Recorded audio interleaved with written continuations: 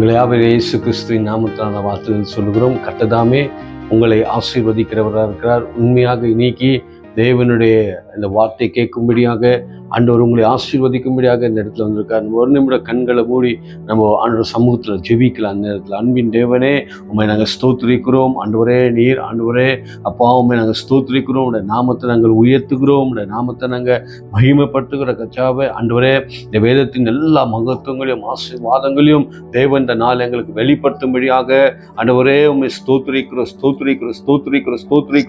தேவனுடைய பரிசுத்த நாமம் மகிமைப்படும்படியாக நாங்கள் தேவனை ஸ்தோத்திரிக்கிறோம். கர்த்தாவே, இன்றைக்கு கூட எங்களோடு கூட நீங்க இடைப்படுங்க, பேசும்படியாக நாங்கள் ஜெபிக்கிறோம். எங்களோட ஜீவன் உள்ள நல்ல பிதாவே, ஆமென், ஆமென், ஆமென். அருமையான இந்த வேளையில கூட உங்களை சந்திக்கும்படியாக ஆண்டவருடைய வார்த்தைகளை உங்க மத்தியில பேசுவோம். கர்த்தர் கொடுத்த ஒரு பெரிய கிருபைக்காக நான் தேவனை நன்றி செலுத்துகிறேன். தேவனை நான் மகிமைப்படுத்துகிறேன். இந்த வேளையில அருமையான இந்த நாட்கள்ல கூட நம்மளை கடந்த மாதமெல்லாம் தேவன் பாதுகாத்துக்கிறோம். இந்த புதிய மாதத்துக்குள்ள தேவன் நம்மளை கொண்டு போகிறவராக இருக்கிறார். கர்த்தர் இந்த மாதத்துல கூட நம்மளுக்கு எல்லாவற்றிலையும் அவர் நம்மளை ஆசீர்வதிக்கிறவராக இருக்கிறார். நம்மளுடைய எல்லா கையின் பிரயாசங்களை கூட கர்த்தர் ஆசீர்வதிக்கிறவராக இருக்கிறார். நம்மளை எல்லாவற்றிலும் உயர்த்துகிற தேவன் நம்ம கூட இருக்கிறார். உண்மையாக இந்த நாட்கள்ல இந்த நாட்கள் இல்லாததா இருக்கிறது. ஆனா நம்முடைய நேரங்களை ஆண்டவர் சொல்லுகிறார், பிரயோஜனப்படுத்தி கொள்ளுங்க என்று வேத வசனம் நம்மளுக்கு கூறுகிறதா இருக்கிறது. ஆனா இன்னைக்கு பார்க்கும்போது விசுவாசிகள் ஆகட்டும், ஊழியர்கள் ஆகட்டும், எவ்வளோ இன்னைக்கு இருந்தாலும் காரியங்கள்ல நம்ம ஏதோ ஒரு பிரச்சனையில இன்னைக்கு என்ன பண்ணி கொண்டிருக்கிறோம், மாட்டிக்கொண்டிருக்கிறோம். அதுலேருந்து நம்ம என்ன பண்ண முடியல, வெளியே வர முடியல. அது கடனாக இருக்கலாம், இல்லை வீட்டின் ஏதோ ஒரு விஷயத்தில் வியாதியில இருக்கலாம், இல்லை ஏதோ ஒரு விஷயத்தில் நம்ம மாட்டி இருக்கலாம். ஆனால் ஆண்டவருக்கு எல்லாத்துக்கும் பதில் கொடுக்குற ஒரு தேவன் நம்ம கிட்ட இருக்கிறார். அவருடைய சமூகம் நம்ம கிட்ட இருக்கு. அவருடைய சமூகத்தில் போய் நம்ம கேட்குற ஒவ்வொரு மனுஷனுக்கும் ஆண்டவர் உதவி செய்கிறவராக இருக்கிறார். இன்னைக்கு கூட தேவனுடைய சமூகத்தில் வந்தவங்களை ஆண்டவர் என்ன சொன்ன, ஒரு நாளும் அவர் புரும்பி தள்ளுவதில்லை என்று கர்த்தருடைய வசனம் சொல்லுகிறது. இன்னைக்கு அந்த முழு அன்பு, முழு பிரசன்னத்தையும் நம்மளுக்காக வைத்து போனவராக இருக்கிறார். இன்னைக்கு அந்த காரியங்கள் அவர் என்னென்ன சொன்னாரோ அந்த காரியங்கள் எல்லாம் நம்முடைய வாழ்க்கையில அது நிறைவேறி கொண்டிருக்கிறது. இன்னைக்கு ஒரு மனுஷனுடைய வாழ்க்கை குறித்து நம்ம பார்க்கலாம். இன்னைக்கு அவர்கள் அந்த குடும்பம் எப்படி ஒரு பிரச்சனையில மாட்டிக்கொண்டது, அதுல இருந்து அவர்களை எப்படி கர்த்தர் மீட்டு கொண்டு வந்தார், யாரை கர்த்தர் அவரை அந்த இடத்துக்கு அனுப்புனார், அவங்க வாழ்க்கை எப்படி மாறினது என்று இன்னைக்கு நம்ம நேரத்துல சில வசனங்கள் எடுத்து நம்ம தியானிக்கிற நேரத்துல 2 ராஜாக்கள்ல அதுல 4வது அதிகாரம் அதுல 1லேருந்து நம்ம ஒரு 5 வசனங்களை நம்ம வாசிப்போம். அந்த வசனத்தை, தீர்க்கதரிசிகளுடைய புத்திரரில் ஒருவனுக்கு மனைவியாய் இருந்த ஒரு ஸ்திரீ எலிசாவை பார்த்து, உமது அடியனாகிய என் புருஷன் இறந்து போனான், உமது அடியான் கர்த்தருக்கு பயந்து நடந்தான் என்பதை அறிவீர். கடன் கொடுத்தவன் இப்போது என் 2 குமாரரையும் தனக்கு அடிமைகளாக்கி கொள்ள வந்தான் என்றாள். எலிசா அவளை நோக்கி, நான் உனக்கு என்ன செய்ய வேண்டும்? வீட்டில் உன்னிடத்தில் என்ன இருக்கிறது சொல் என்றான். அதற்கு அவள், ஒரு குடம் எண்ணெய் அல்லாமல் உமது அடியானுடைய வீட்டில் வேறொன்றும் இல்லை என்றாள்.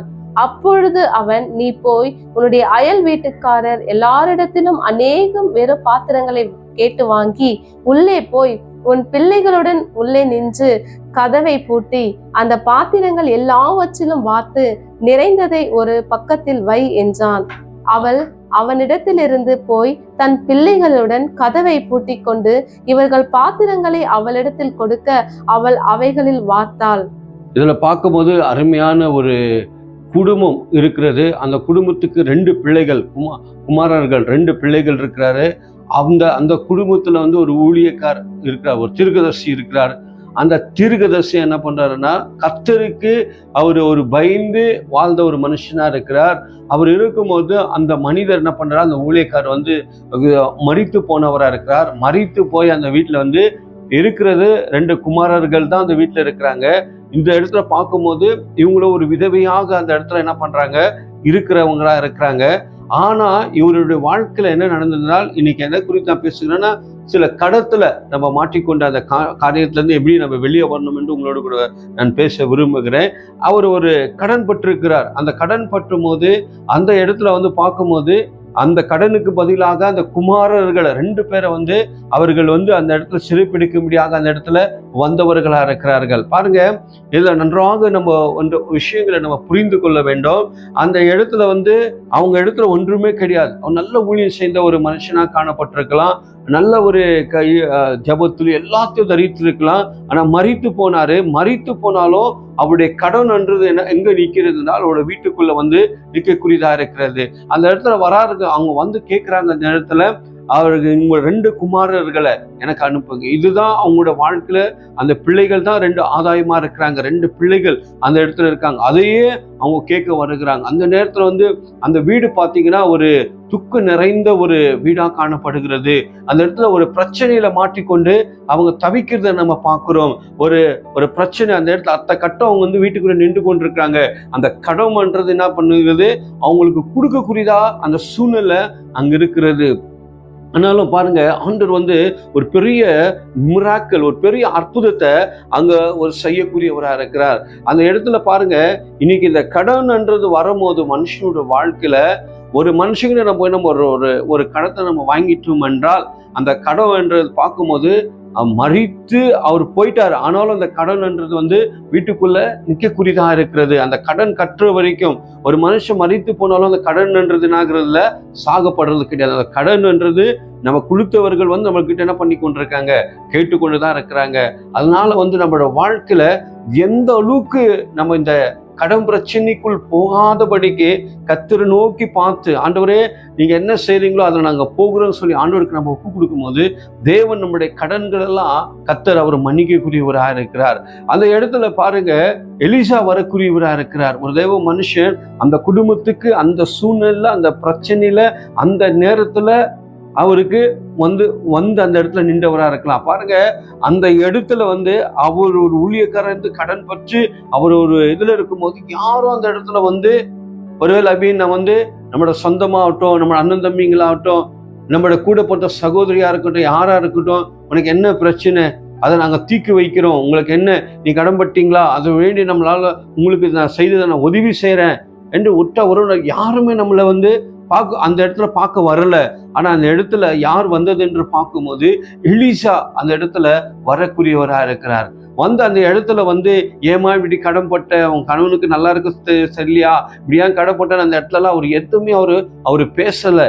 அவர் எந்த விஷயமும் அங்க பேசல.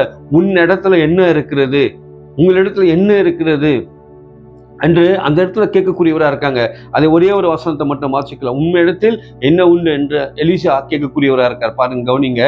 எலிசா அவளை நோக்கி நான் உனக்கு என்ன செய்ய வேண்டும், நான் உனக்கு என்ன செய்ய வேண்டும், வீட்டில் உன்னிடத்தில் என்ன இருக்கிறது சொல் என்றான். சொல் என்றால் நான் உனக்கு என்ன செய்ய வேண்டும். இந்த ஒரு வார்த்தைய நம்மளுக்கு எவ்வளவு ஒரு ஆறுதல் கொடுக்கும் என்றால் அப்படி ஒரு ஆறுதலா இருக்கிறது. கணவனை இருந்து அந்த வீட்டுக்குள்ள அடுத்த கட்டம் உங்களுக்கு உணவு இருந்துச்சா என்னன்னு தெரியாது, அடுத்த கட்டம் உங்களுக்கு உதவி செய்ய யாருன்னா இருந்தாங்களான்னு தெரியாது. ஆனா அடுத்த கட்டத்துல அவரோட வாழ்க்கையில ஒரு தனிமையில நின்று கொண்டிருக்கும் போது அந்த இடத்துல எலிசா வந்து உங்களுக்கு என்ன வேணும் என்ற இடத்துல அவங்க கேட்கும் போது அந்த ஒரு வார்த்தைய இன்னைக்கு நம்மளோட வாழ்க்கையில ஒரு ஆறுதல் கொடுக்கக்கூடியதா இருக்கிறது, ஒரு ஆறுதல் கொடுக்கக்கூடியதா இருக்கிறது. ஏன்னா இந்த கடன்ன்றது வந்து ஒரு சாதாரணமான காரியம் கிடையாது. இன்னைக்கு இந்த கடத்தின் நிமித்தம் தான் இன்னைக்கு அநேக பேர்கள் இன்னைக்கு உலகத்துல கடன் கட்ட முடியாமல் கடத்துல போய் மாற்றிக்கொண்டு இன்னைக்கு மறிக்கிறத நம்ம பார்க்கிறோம், செய்திகள்ல நம்ம பார்க்கிறோம். குடும்பமாக மறித்து போறார்கள். இந்த கடன்ன்றது வந்து ஒரு பொல்லாத ஒரு காரியமாக காணப்படுகிறதா இருக்கிறது. ஆனா தேவன் சொல்றார், நீங்களோ அன்று சொல்றார், நீங்க கடன் வாங்க மாட்டீங்க, நீங்களோ சகல ஜாதிக்கும் நீங்க என்ன பண்ணுவீங்க, கடன் நீங்க கொடுக்கிறவர்களா கர்த்தர் நம்மள மாற்றக்கூடியவரா இருக்கிறார். இப்ப அந்த இடத்துல வந்து உங்களுக்கு என்ன தேவை என்று அந்த இடத்துல எலிசா கேட்கக்கூடியவரா இருக்கிறார். பாருங்க, இன்னைக்கு உலகத்துல எடுத்து பாருங்க, இன்னைக்கு எல்லாரும் ஒரு கடத்துல மாட்டிக்கொண்டிருக்கிறோம். இன்னைக்கு நம்மளோட வீடு லோன்ல இருக்கிறது, நம்மளுடைய கார்கள் லோன்ல இருக்கு, நம்ம பைக் லோன்ல இருக்கிறது, இன்னைக்கு நம்ம வாங்குற எல்லா சில காரியங்கள் எல்லாம் இன்னைக்கு லோன்ல தான் இருக்கிறது, கடன்ல தான் இருக்கிறது. ஆனா எப்போ இதெல்லாம் மாற்றி நம்ம வர முடியும், எப்போ இந்த சூழ்நிலை எல்லாம் மாறும் என்று நம்ம பார்க்கும்போது என்னைக்கு நான் இந்த வசனங்களை நம்ம நாவுகள் அறிக்கை செய்து, தேவனே நீங்க எனக்கு எல்லாவற்றிலும் செய்வரா இருக்கிறீர், நான் இந்த கடன் வாங்க மாட்டேன்ற ஒரு தீர்மானத்துக்குள்ள நம்ம நிற்கும் போது, நம்ம நின்று திருப்பி அந்த கடனை நம்ம யோசிக்காம கர்த்தர் இதில் செய்வார், இதிலே நம்மளை போஷிப்பார் என்று என்னைக்கு நிற்கிறோமோ அன்றைக்கு ஒரு அற்புதம் நம்ம வாழ்க்கையில நடக்கக்கூடியதா இருக்கிறது.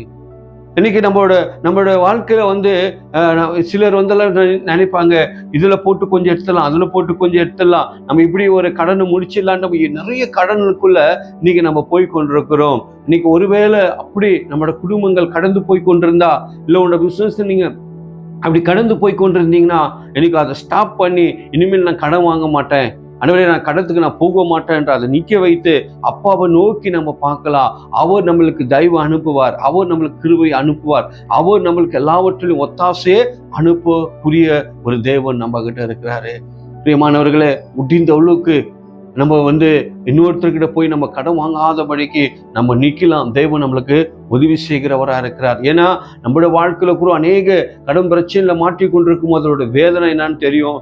அவங்க கேட்கும் போது அதோட பதில் நம்ம சொல்ல முடியாம சில நேரத்தில் தவிக்கிறது தெரியும். ஆனா இன்னைக்கு நம்மளுடைய எல்லாமே படைத்து நம்மளுக்கு எல்லாத்தையும் உண்டாக்குன ஒரு தேவாதி தேவன், ராஜாதி ராஜன் ஏசப்பா நம்மளோடு கூட இருக்காரு. அவரை நம்ம ஸ்தோத்திரம் பண்ணி அவரை நம்ம மகிமைப்படுத்துறவர்களா நம்ம நிற்கும் போது கர்த்தர் உதவி செய்கிறவராக இருக்கார். இங்க எலிசா கேட்கிறாரு, உனக்கு என்ன வேணுமா? உனக்கு என்ன வேணும்? இப்போ அவங்களுக்கு என்ன தேவை அவங்க அந்த இடத்துல சொல்லலை. அவங்க என்ன தேவைன்னு சொல்ல, என் கணவன் இப்படி கடன்பட்டு இப்படி போயிருக்காரு, இப்படி பண்ணியிருக்காரு இவ்வளோன்ட்டு எதுவுமே சொல்லலை. ஆனால் அந்த இடத்துல அவர் கீழே இன்னொரு விஷயத்த அவர் சொல்றாரு. உங்களுக்கு அந்த வசனத்தை அப்படியே வாசிங்க. உங்களுக்கு என்ன தேவைன்ற இடத்துல எலிசா கேட்கக்கூடியவராக இருக்கிறார். வாசிங்க.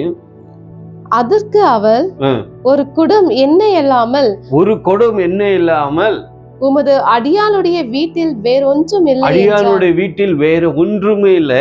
அப்பொழுது அவள், நீ போய் உன்னுடைய அயல் வீட்டுக்காரர் எல்லாரிடத்திலும் அநேக வெறும் பாத்திரங்களை கேட்டு வாங்கி உள்ளே போய் உன் பிள்ளைகளுடன் உள்ளே நின்று கதவை பூட்டி அந்த பாத்திரங்கள் எல்லாவற்றிலும் வார்த்து நிறைந்ததை ஒரு பக்கத்தில் வை என்றான். வைத்து அதை என்ன பண்றாரு, அந்த கடன்கள் எல்லாமே அந்த இடத்துல ஒரு நிமிஷத்துல கொஞ்ச நேரத்திலேயே தேவன் ஒரு அற்புதத்தை செய்யக்கூடியதா இருக்கிறது. அந்த இடத்துல உன்னுடைய வீட்டில் என்ன இருக்கு? அடியவனுடைய வீட்டில் ஒரு குடம் எண்ணெய் மாத்திரம்தான் இருக்கிறது என்று சொல்லி அப்ப அந்த அறையை சாத்தி கொண்டு அந்த எண்ணெயை அவங்க ஊற்றும் போது என்ன ஆகுறதுனா அந்த இடத்துல பெருகக்கூடியதா இருக்கிறது. அப்போ இன்னும் சொல்றாரு, அவங்க வீட்டுல கூட ஒரு பணத்துல நெருக்கப்பட்டவங்களா இருக்கிறாங்க. வீட்டுல கூட அவங்களுக்கு வேண்டியமான ஒரு பொருட்கள் கூட கிடையாது. ஆனாலும் அவங்கள்ட்ட இருக்கிறதே ஒரு குடம் அந்த எண்ணெய் மாற்றம் தான் இருக்கிறது. அந்த இடத்துல நீங்க யோசித்து பாருங்க, அந்த இடத்துல அதுதான் வைத்திருக்காங்க. ஆனா எலிசா கேட்கிறார், இடத்துல என்ன இருக்கிறது? இடத்துல என்ன இருக்கிறது? அதில் வச்சு நம்ம உண்மையாக நம்ம செயல்படும் போது அது ஆசீர்வாதமாக அது நம்மளுக்கு கர்த்தர் மாற்றக்கூடியவராக இருக்கிறார். அப்போ அந்த இடத்துல பாருங்க, அந்த பாத்திரம் தீந்து போன பிறகு வரைக்கும் அந்த எண்ணெய் என்ன ஆகுறது? ஸ்டாப் ஆனதா இருக்கிறது. அல்லேலூயா. அப்போ அது எத்தனை வெளியேறப்பட்டதா இருக்கலாம், எத்தனை லட்சம் ரூபாய் உங்களுக்கு அந்த காரியங்கள் வந்திருக்கலாம். ஆனா தேவன் நினைத்தா எல்லாமே செய்ய முடியும். இந்த தேவன் நினைத்தா எல்லாமே அவரால் முடியாத காரியம் ஒன்றுமே கிடையாது இந்த நேரத்துல. ஆனா அந்த நேரத்துக்கு அந்த வேலைக்கு எலிசாவை கரெக்டா ஒரு தேவ ஊழியரை அந்த வீட்டுக்குள்ள அனுப்பக்கூடியவராக இருக்கிறார். அல்லேலூயா. இன்னைக்கு நம்ம எதிர்பார்த்து இன்னைக்கு நம்ம ஜெபித்து கொண்டிருக்கலாம், ஐயோ இந்த கடும் பிரச்சனையிலிருந்து என்னை வெளியே வர முடியலையே, எனக்கு இந்த வேதனை என்னை சூண்டு கொண்டிருக்கிறது, அடுத்த கட்டம் நான் என்ன பண்ணுவேன், என்னை இருந்தாலும் எழுந்துட்டுனே வாழ்க்கையில, என் வாழ்க்கை இப்படியாக இருக்குது என்று நீங்க ஒருவேளை யோசித்து கொண்டிருக்கலாம். ஒருவேளை நீங்க இப்படியா இருக்கலாம். நீங்க உடனே ஒரே ஒரு தீர்மானத்தை நம்ம எடுக்கணும். ஆண்டவருடைய சமூகத்துல போய் உட்காருங்க, அவருடைய பிரசன்னத்தை உணருங்க, அவருடைய மகிமையை உணருங்க, அவரோடு கூட பேசுங்க. ஆண்டவரே என் வாழ்க்கையில இப்படி இருக்குது ஆண்டவரே, அப்பா உங்களோட சமூகம் விட்டா எனக்கு வேற வழி இல்லை ஆண்டவரே, நான் இதுல மாற்றி கொண்டிருக்கிறேன் என்று சொல்லி நீங்க ஒரு மணி நேரமாவது ஆண்டவருடைய நோக்கி பாருங்க. அவரை நோக்கி பார்த்த முகங்கள் பிரகாசம் அடைந்தது. அவரை நோக்கி பார்த்தவர்களுக்கு வானத்திலிருந்து ஒத்தாசை கர்த்தர் அனுப்பக்கூடியவராக இருக்கிறார். நம்ம இதெல்லாம் நம்ம செய்யறது கிடையாது. தேவ பிரசனத்துல உக்காந்து அவருக்கு முகம் குப்புற விழுந்து அழுந்து பொழும்பி, தேவனே இதுல இருந்து என்னை வெளியே கொண்டு வாங்கப்பா, இதுல நான் மாற்றி கொண்டிருக்கேன்னு சொல்லி நமக்கு ஜெபிக்கும் போது அது எந்த மாதிரி ஒரு மலையாக உனக்கு நின்று கொண்டிருந்தாலும் அது ஆண்டவர் எடுத்து போடவும் கர்த்தருடைய கரம் நமக்காக இறங்கி வரக்கூடியதா இருக்கிறது. தேவனுக்கு ஸ்தோத்திரம். தேவனோட நாமம் மகிமைப்படுவதாக. அந்த நேரத்துல கொஞ்ச நேரத்துக்குள்ள அந்த வீட்டுக்குள்ள ஒரு பெரிய ஒரு அற்புதத்தை தேவன் என்ன பண்ணாரு, செய்தவரா இருக்கிறார். ஒரு தேவ மனுஷனை அனுப்பி அந்த வீட்டுக்கு வேண்டியது எல்லாமே அவர் என்ன பண்ணாரு, அந்த இடத்துல தேவன் கொடுத்தவரா இருக்கிறார். அவ்வளவுதான். அப்ப பாருங்க, அவரோட ஊழியக்காரன் நாவலே ஆகட்டும், அவங்களுடைய வார்த்தையிலே ஆகட்டும், எவ்வளவு ஒரு வல்லமை இருக்கக்கூடியதா இருக்கிறது, எவ்வளவு ஒரு வல்லமை இருக்கக்கூடியதா இருக்கிறது.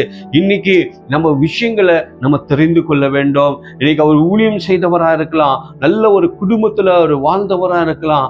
ஆனாலும் அவரோட சூழ்நிலைக்கு தக்கதாக அவர் என்ன பண்ணிட்டாருன்னா கடன் வாங்கினார். அந்த கடன் வாங்காம அந்த கடத்தை தீர்க்க முடியாம அவர் என்ன பண்ணாரு, மரித்து போனார். அப்ப அந்த மரித்து போன அந்த கடன் பிரச்சனை இப்ப திருப்பி அந்த குடும்பத்தின் மேல தேடி வருகிறதா இருக்கிறது, தேடி வருகிறதா இருக்கிறது. பாருங்க, அந்த இடத்துல அவங்களால எதுவுமே செய்ய முடியல, அந்த விதவைக்கல ஒன்றுமே செய்ய முடியல. ஆனா அந்த அடுத்த கட்டம் என்ன செய்ய முடியாத ஒரு சூழ்நிலை இருக்கும்போது தான் தேவன் நம்மளுக்கு என்ன பண்ணுவார்னா உதவி செய்கிறவரா இருக்கிறார், உதவி செய்கிறவரா இருக்கிறார், நம்மளுக்கு உதவி செய்கிறவரா. ஆனா நம்மளுடைய நம்மளோட அறிக்கையின் ஜெபமா இருக்கணும். இனிமேல் நான் இந்த கடத்தை வாங்க மாட்டேன், இனிமேல் இந்த கடத்துல இருக்க மாட்டேன், இந்த கடன்றது இனிமேல் நான் போக மாட்டேன்றவரை என்னன்னா நடத்துக்கிட்டோம் அடவரை உண்மையிடத்துல நான் ஒப்பு கொடுக்குறேன் சொல்லி இங்க ஒப்பு கொடுக்கும் போது பிரியமானவர்களை உங்களுடைய எல்லாவற்றிலையும் கர்த்தர் மாற்றக்கூடியவரா இருக்கிறார். எத்தனையோ கடன்கள், எத்தனையோ லட்சங்கள், எத்தனையோ கோடிகள் கடன் பட்டவர்கள் எல்லாம் இன்னைக்கு கர்த்தர் மன்னித்து இருக்கிறார். இன்னைக்கு தேவன் எல்லாவற்றிலையும் நம்மளுக்கு உதவி செய்கிறவரா இருக்கிறார். நம்மளை கர்த்தர் எப்போதும் அனாதையாக கர்த்தர் விடமாட்டார். ஆனா ஒண்ணு தேவ சமூகத்துக்கு போய் நம்ம அறிக்கை செய்து அவ இடத்துல இருக்கும்போது உன் வீட்டுக்கு ஏதோ ஒரு தேவதூதர் ஆகட்டும், ஒரு ஊழியர் ஆகட்டும், இல்ல தேவனே நம்மளுக்கு என்ன பண்ணுவாரு, ஒத்தாசை அனுப்பக்கூடியவரா இருக்கிறார். ஆனா அடுத்த கட்டம் நம்மளோட வாழ்க்கையில என்ன நடக்கும் என்று நம்ம யோசித்து கொண்டிருக்கும் போதே தேவன் நம்மளுக்கு அற்புதம் செய்கிறார். அதுதான் இயேசு கிறிஸ்து இருக்கிறோ அந்த இடத்துல 3 நாள் அவரு பிரசங்கித்து அந்த இடத்துல அந்த ஜனங்கள் 5 புருஷர்கள் அந்த இடத்துல இருக்கும்போது அந்த இடத்துல ஒரு சிறு பையனை பார்த்து அந்த சிறு பையன் என்ன பண்ணுகிறான், அந்த இடத்துல அந்த 2 அப்பத்தையும் 5 மீன்களையும் தேவனிடத்துல அவனோட கைகள் இருந்தது கொடுத்தது கர்த்தர் என்ன பண்ணார்னா அதை மல்டிப்ளேட் பண்ணி அதை உருவாக்கி அது என்ன பண்ணாரு, ஆண்டவர் அந்த கூடைகள் நிரம்பித்தக்கதாக தேவன் தன் ஆசீர்வாதங்களை கொடுத்தவரா இருக்கிறார். ஹல்லேலூயா. அதுக்குதான் தேவனுடைய வசனம் சொல்லுகிறது, உம்மிடத்துல என்ன இருக்கிறதோ அதுல நம்ம திருப்தியாக நம்ம போகக்கூடியவரா இருக்க வேண்டும். அதுக்கு மேல நம்ம யோசித்து அதுக்கு மேல நம்மளுக்கு ஒரு கட்டம் நம்மளுக்கு தெரியும், இந்த ஒரு பணம் நம்மளால கொடுக்க முடியும், இதை வாங்கி மறுபடியும் கொடுக்க முடியும் என்ற அந்த சூழ்நிலை இருக்கும்போது நம்ம தெரிஞ்சுட்டு வாங்கி அதை நம்ம என்ன பண்ணிடணும், கொடுக்கலாம். ஆனா அந்த கடத்திலேயே நம்ம வாங்கி கடன் வாங்கிட்டு போயிட்டு இருக்கும்போது நம்மளோட பிரச்சனைன்றது வேற மாதிரி இருக்கும். அதே போல நம்மளுக்கு ஒரு சரியான சாட்சி இருக்காது. நம்ம ஊரெல்லாம் கடன்பட்டு நம்ம ஒரு நான் போதிக்கிறேன்னா அது ஒரு வேல்யூவே இருக்காது. ஊரெல்லாம் கடன்பட்டு நான் ஊழியம் செய்யறேன் பண்றேன்னா அதுக்கு ஒரு இதுவே கிடையாது. அதே போலதான் நம்மளோட வாழ்க்கை கூட, நம்மளோட குடும்பங்கள் கூட ஊரெல்லாம் நம்ம கடன்பட்டு அவங்கள்ட்ட ஒரு பேச்சு வாங்கி எப்படியெல்லாம் இல்லாதபடிக்கு நம்ம கிட்ட என்ன இருக்குதோ அதுல நம்ம திருப்தி ஆகுங்க. அந்த இடத்துல அதான் எலிசா கேட்கிறார், உன்னிடத்துல என்ன இருக்குது, அந்த இடத்துல ஒண்ணுமே இல்லைன்னு சொல்ல, என்கிட்ட ஒரு குடம் என்ன இருக்கிறது அதை போதும்ன்றார். ஹல்லேலூயா. பாருங்க, அதே வசனத்துல ஒரு வசனத்தை நம்ம புதிய ஏற்பாடுல ஆண்டவர் சொல்லக்கூடியவரா இருக்காரு. எபிரேயர் 13வது அதிகாரத்துல 5வது வசனத்தை நம்ம வாசிக்கலாம். 13:5 வாசிக்கலாம். ஆண்டவர் சொல்றார், உன்னிடத்துல இருக்கிறது என்று போதும் என்று நீ என்ன பண்ண, வாசிங்க. நீங்கள் பண ஆசை இல்லாதவர்களாய் நடந்து உங்களுக்கு இருக்கிறவைகள் போதும் என்றும் எண்ணுங்கள். உங்களுக்கு இருக்கிறது என்று போதும் என்று எண்ணுங்கள். நான் உன்னை விட்டு விலகுவதும் இல்லை,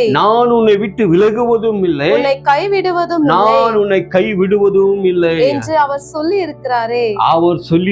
யார் சொல்லி இருக்கிறாரு? தேவன் சொல்லி இருக்கிறார். ஹல்லேலூயா. உனக்கு பண ஆசை இல்லாதவனா நம்ம வாழ்க்கையில இருக்கணும் என்றார். அதே போல சொல்றாரு, உன்னிடத்துல என்ன இருக்கிறதோ அதுல நீ திருப்தியாயிரு என்றார். ஹல்லேலூயா. இன்னைக்கு திருப்தியா அதுல நீ வாழ என்றாரு. ஆனா நம்முடைய வாழ்க்கை அப்படி கிடையாது. பண ஆசை உள்ளவர்களா இருக்கக்கூடாது என்று வேத வசனம் நம்மளுக்கு சொல்லுகிறது. அப்ப இந்த பண ஆசை நமக்குள்ள வரும்போது, இந்த உலகத்தின் சிற்றின்பம் நமக்குள்ள வரும்போது நம்ம என்ன பண்ணுகிறோம்னா, இந்த பணத்தை வைத்து இன்னும் எதனா ஒரு இன்னொரு பிசினஸ்ல போடலாமா, இந்த பணத்தை வைத்து இன்னொரு பிசினஸ்ல நம்ம போட்டு என்ன பண்ணலாம், நம்ம பணத்தை சம்பாதிக்கலாம், இதை வச்சு நம்ம செய்யலான்ற ஒரு தாட் நமக்குள்ள வருகிறது. ஆனா இதுக்கு நடுவுல நம்மளுக்கு என்ன தேவைன்னா, தேவனுடைய ஆலோசனை தேவையா இருக்கிறது. அல்லேலூயா. பணம் வேண்டான்னு இல்லை, பணம் இருந்தாதான் சில காரியங்கள் நடக்குது. பணம்ன்றது கத்தெடுத்துலேருந்து அவர் சொல்ற, நான் கொடுக்குற ஐஸ்வர்யத்தில் என்ன பண்ண மாட்டேன், வேதனையே நான் கூட்டி கொடுக்க மாட்டேன். அவர் கொடுக்குறது எல்லாமே சமாதானமாக கொடுப்பாரு. நம்மளை ஏதோ ஒரு கடன் பிரச்சனையில் தள்ளிட்டு, நம்ம ஏதோ கடன் பிரச்சனையில் மாட்டிட்டு அப்படியெல்லாம் ஆண்டவர் நம்மளை ஒரு நாளும் விட மாட்டார். கரெக்டாக தேவனுடைய வசனம் சொல்லுகிறது, நீங்க பண ஆசை இல்லாதவர்களா இருங்க, இருக்கிறத திருப்தியா இருங்க, நான் உன்னை விட்டு விலகுவதில்லை, நான் உன்னை கைவிடுவதும் இல்லை, தெய்வ கர்த்தர் சொல்லக்கூடியவராக இருக்கிறார் என்று வேத வசனம் நம்மளுக்கு சொல்லக்கூடியதா இருக்கிறது. கர்த்தருக்கு ஸ்தோத்திரம். ஹல்லேலூயா. அப்ப நம்ம கிட்ட என்ன இருக்கிறதோ அதுல ஆண்டவருக்கு உண்மையா அதுல நம்ம போகும்போது, அதுல நம்ம நிற்கும் போது கர்த்தர் நம்மளை என்ன பண்ணுகிறாரு, ஆசீர்வதிக்கிறவரா இருக்கிறார். அவர் நம்மளை விட்டு விலகுவதும் இல்லை என்றார், நம்மளை கை விடுவதும் இல்லை என்றார். நீ எந்த சூழ்நிலையில் இருந்தாலும், எந்த நேரத்தில் இருந்தாலும் உன்னை அவர் கை விடவே மாட்டார். அவர் தான் நம்ம ரட்சிகரா இருக்கிறார், அவர் தான் நம்முடைய தேவனா இருக்கிறார். அதனால நம்ம யோசித்து பாருங்க, சில விஷயங்களை சில நீங்க ஆரம்பிக்கிற சில காரியங்களாகட்டும், அது குடும்ப விஷயத்துக்காகட்டும், ஒரு இல்ல வேற உங்களுக்கு ஒரு பணம் தேவையா இருக்கும் போது, இல்ல ஒரு பிசினஸ் ஆரம்பிக்கும் போது, இல்ல ஒரு இடத்துல நீங்க போய் ஏதோ ஒரு லோனுக்கு ஏதோ ஒன்று வாங்கும் போது, அது தேவனுடைய ஆலோசனை கேளுங்க. ஆண்டவரே, இது நான் செய்வது தவறா, நான் செய்வது உமக்கு பிரியமா அந்த ஆண்டவர்கிட்ட கேட்டு நீங்க போகும்போது, ஒருவேளை அது கடன் இல்லாத கூட உங்களுக்கு முடித்து என்ன பண்ணுவாரு, ஆண்டவர் கொடுக்கக்கூடிய தேவன் நம்ம கிட்ட இருக்கிறார். அப்ப ஆண்டவர் சொல்றார், பண ஆசை இல்லாதவர்களா இருக்கணும் என்றார். அல்லேலூயா. அப்ப நம்மளுக்கு இருக்கிறது என்னவோ அதுல நம்ம உண்மையா கர்த்தருக்கு ஓடும் போது, அதுல உண்மையா நம்ம நிற்கும் போது, நம்மளை எல்லாத்துலயும் சகலத்திலையும் நம்மளை என்ன பண்ணுகிறாரு, ஆசீர்வதிக்கிறவரா தேவன் இருக்கக்கூடியவரா இருக்கிறார். அவர் நம்மளோடு கூட அவர் எப்போதும் இருக்கிறார். அவர் நம்மளை எப்போதும் நம்மளை வழிநடத்துகிற தேவன் நம்ம கிட்ட இருக்கிறார். அல்லேலூயா. அடுத்த கட்டத்துல அந்த குடும்பத்துல ஒன்றுமே கிடையாது, அவங்களுக்கு பண ஆசை கிடையாது, ஒன்றுமே இல்லை. அவ வாழ்க்கை எதிர்பாராத ஒரு அற்புதத்தை அந்த விதவிக்கு தேவன் செய்தவரா இருக்கிறார். அது பாருங்க எப்படி அவங்க தேவனை மகிமைப்படுத்திருப்பாங்க. அதுதான் சொல்றாரு, பண ஆசை இல்லாதவர்களா இருந்து உனக்கு இருக்கிறது என்று போதும் என்று எனக்குரியவரா இருக்கணும். தேவனுக்கு ஸ்தோத்திரம். தேவன நாமம் மகிமைப்படுவதாக. தேவனுக்கு நம்ம நன்றி செலுத்துவர்களா நம்ம இருக்க வேண்டும். நம்மளை விட்டு விலகவும் மாட்டார். நம்மளை எந்த சூழ்நிலையிலும் இன்னைக்கு நம்மளுடைய உற்றனா ஒரு நாள் எல்லாம் நம்மளை கைவிட்டு நம்மளை போகலாம். ஆனா தேவன் நம்மளை ஒரு நாளும், நம்ம தகப்பன் நம்ம ஏசப்பா அழைத்த தேவன் நம்மளை கைவிடவே மாட்டார், நம்மளை கைவிடவே மாட்டார். கர்த்தருக்கு ஸ்தோத்திரம். இன்னொரு வசனம் பாருங்க, நம்ம இன்னும் ஒரு அற்புதத்தை தேவன் நம்மளுக்கு செய்யறார். எந்த நேரத்துல அற்புதத்தை செய்யறாருன்னு பார்க்கும்போது, சங்கீதம் 50வது அதிகாரத்துல 14வது வசனம் சொல்லப்பட்டிருக்கு. வாசிங்க அந்த வசனத்தை. 50:14. நீ தேவனுக்கு ஸ்தோத்திர பலியிட்டு உன்னதமானவருக்கு உன் பொருத்தனைகளை செலுத்தி ஆபத்து காலத்தில் என்னை நோக்கி கூப்பிடு, நான் உன்னை விடுவிப்பேன், நீ என்னை மகிமைப்படுத்துவாய். ஆமென். ஆபத்து நாட்கள்ல யாரை கூப்பிடணுமா? தேவனை நோக்கி கூப்பிடு, நான் உன்னை விடுவிப்பேன், நீர் என்னை மகிமைப்படுத்துவாய் என்று வேத வசனம் என்று சொல்லுகிறது. முதலாவது பார்க்கும்போது அவர்கள் அந்த குடும்பம் ஒரு பிரச்சனைக்குள்ள இருந்தது, ஒரு ஆபத்துக்குள்ள இருந்தது. ஆனா அந்த இடத்துல எலிசாவை அனுப்பி ஆண்டவர் என்ன பண்றாரு, ஒரு பெரிய அற்புதத்தை ஒரு கர்த்தர் செய்யக்கூடியவராக இருக்கிறாரு. இரண்டாவது ஆண்டவர் நம்ம கிட்ட பேசுகிற காரியம் என்னென்றால், பண ஆசை இல்லாதவர்களா இருங்கள், உங்களுக்கு இருக்கிறதுல போதும் என்று எண்ணுங்கள், நான் உன்னை விட்டு விலகுவதும் இல்லை, நான் உன்னை கை விடுவதும் இல்லை. இது கர்த்தர் சொல்லுகிற வார்த்தை என்று, தேவன் சொல்லுகிற வார்த்தை என்று சொல்லக்கூடியதா இருக்கிறது. மூன்றாவது நம்ம காரியத்தை பார்க்கும்போது, ஆண்டவருக்கு ஒரு பொருத்தனை எடுத்து ஸ்தோத்திரம் பண்ணி அவர் சொல்றார், ஆபத்து நாட்கள் என்னை நோக்கி நீ கூப்பிடுவாய், நான் உன்னை விடுவிப்பேன், நீர் என்னை மகிமைப்படுத்துவாய். ஹல்லேலூயா, ஹல்லேலூயா. தேவனுடைய வசனம் சொல்லுகிறது, ஆபத்து நாட்கள்ல தேவனை நோக்கி நம்ம கூப்பிடும் போது, ஐயோ என்னால முடியல ஆண்டவரே, என்னால தாங்க முடியல. இன்னைக்கு நம்ம எடுக்கிற சில நேரத்துல நம்ம எடுக்கிற சில தீர்மானங்கள் வேற மாதிரியா இருக்கலாம். நம்ம எடுக்கிற தீர்மானம் நம்ம வேற மாதிரி எடுத்துக்கொள்ளுகிறோம். இன்னைக்கு நம்மளுக்கு சில கடன்கள் கட்ட முடியாம இருக்கலாம், சில லோன்கள் கட்ட முடியாம இருக்கலாம், சில பிரச்சனை நம்ம வாழ்க்கையில இருக்கலாம். ஆனா நம்மளோட வாழ்க்கையில நம்ம கூப்பிடுவர்களை உண்மையாக நம்ம என்ன பண்ணலாம், தேவனை நோக்கி நம்ம பார்க்கும்போது கூப்பிடும் போது அந்த ஆபத்து நேரத்துல கர்த்தர் நம்முடைய எல்லா காரியங்களும் நீக்கக்கூடியவரா இருக்கிறார். பிரியமானவர்களே, நீங்க நான் இதை சொல்றேன்னா, அவர் தான் நம்மளை விடுதலை ஆக்க முடியும், அவர் தான் நம்மளை ரட்சிக்க முடியும், அவர் தான் நம்மளை காப்பாற்ற முடியும், அவர் தான் நம்மளுக்கு எல்லாவற்றையும் செய்யக்கூடியவரா இருக்கிறார். நம்மளுடைய ஆபத்து நாட்கள்ல அவரை நம்ம என்ன பண்ணலாம், கூப்பிடக்கூடியவர்களா இருக்கலாம். அவரை நம்ம மகிமைப்படுத்த, அவர்களை மகிமைப்படுத்துவார்கள். தேவனை நம்ம மகிமைப்படுத்துவர்களாக நம்ம கர்த்தர் நம்மள என்ன பண்றாரு, வைத்தவரா இருக்கிறார். ஹல்லேலூயா.